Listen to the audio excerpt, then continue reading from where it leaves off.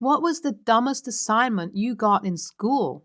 Story 1. In my 8th grade English class, we had a South African teacher who really wanted to teach art instead. We read maybe 2 books the entire years, but we made about 15 paintings related to books we read on our own. Right before winter break, she told us we would each be writing a 50-page fiction book over the next month and a half, including the break. We had to make a proposal and summary of our story and present it to the class for a grade. Barely anyone worked on their book over the break, which really peed the teacher off. I started writing my book 10 days before it was due. At one point, I wrote 20 pages in a day, but usually did 4 to 6 pages a day. Naturally, my book was flailing nonsense, mostly lifted from magic, the gathering lore, and it kind of just ended at a certain point. But I spent a crap load of time working on it, so whatever. The assignment was brutal for an 8th grader, especially coupled with other homework, so I was just happy with writing the full 50 pages. When we turned our books in, one of my friends told me he only wrote 20 pages of actual content, and the rest was random words strung together, and another friend only wrote 25 pages. I was pretty proud of myself for legitimately trying. Then, our teacher had us sell our books to her by wearing dress clothes and pitching our stories to her. We received 3 grades for that, but she didn't even grade us on the actual books or even read them. My friends who bullshooted the assignment made the same grades as me. I could have given her 50 pages of Greeking and gotten the same grade. It was the most fruitless freaking thing I've ever done. And she didn't even give us the books back, no matter how many times our parents asked. It was without a doubt the worst assignment I've ever done, and nothing else has even come close. That hurts my feelings. She is not a good teacher by any means, but don't let her nonsense stop you if you love writing and have good story ideas. Story 2. I had an English teacher in high school. It was his first year teaching there that was not well liked for some of his policies regarding his class. He knew this, and towards the end of the year, maybe 3/4 in, gave us a choice of 2 assignments: a very long essay about the characters in some book we were reading, or a 1-page letter addressing why we don't like him and what he could do to change. It turns out only myself and 3 other kids in class chose the letter. How do I know it was only 3 other kids? Because he reported us all to the principal, and we were called in one day to get a lecture about how disrespectful we had been to the teacher, and we all got in school suspensions. Dong. Story 3. In my grade 10 IB math class,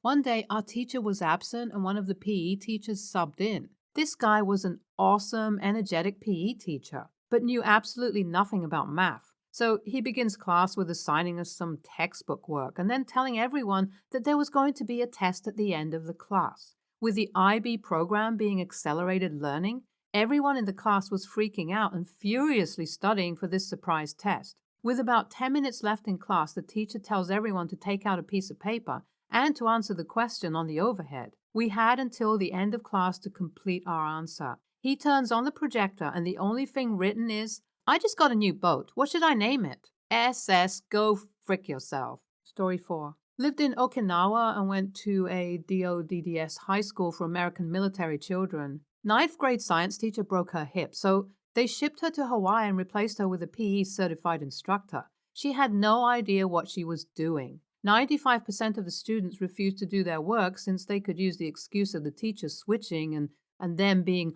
oh so confused by the switch in styles. Come end of year, she had to offer extra credit to raise their grades. The assignment: give a presentation on some part of the human body. You get a free 100 added to your grade. I'm sitting pretty with my 97, so frick the report presentation. The kids who did it did terrible, half-assed projects with incorrect info. Teacher literally added 100 to their overall grade, 117%, 133%. There's such a shortage of good teachers these days, but the kids need to make an effort too. Story 5. I had a weird class in college that was about how philosophy, sociology, psychology, biology, and other things relate to the human brain, but all in a very pop science way. It was kind of the fun fact or cool trick class. We had one assignment where we had to go outside and write down everything we could hear, but not like birds chirping or car going by. We had to write onomatopoeia like tweet tweet or vroom vroom, but if you went that common cliche with your sound words, you get a bad grade. Story 6.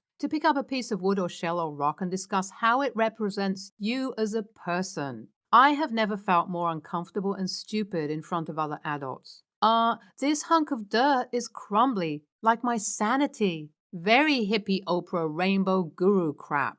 I can't stand those silly workshop type group exercises where you basically have to do dumb things that leave you feeling like a fool. Story 7. AP Statistics class. Teacher wanted to prove a point about guessing on tests or something. He gave us a Scantron sheet with 25 questions and told us to bubble in random answers. He then applied a curve, so the person with the most right questions got 100% and graded from there. I think I got a 10% or something. It wasn't a test grade, thank God, but it was a quiz grade. Story 8. The worst assignments I got was not really for a grade, but school fundraisers. They varied in scope throughout the years, usually ranging from wrapping paper to magazines. They were always overpriced crap, and most fundraisers only gave the school 10 cents to every dollar sold. So where did the rest of the money go, I wonder? Sounds a bit fishy to me. Why does the school only get 10%? Story 9. We had to write an essay about how the Hobbit animated film from the 70s or so could be interpreted as a Christian allegory. One of the prompts the teacher gave was to think about how the ring could be seen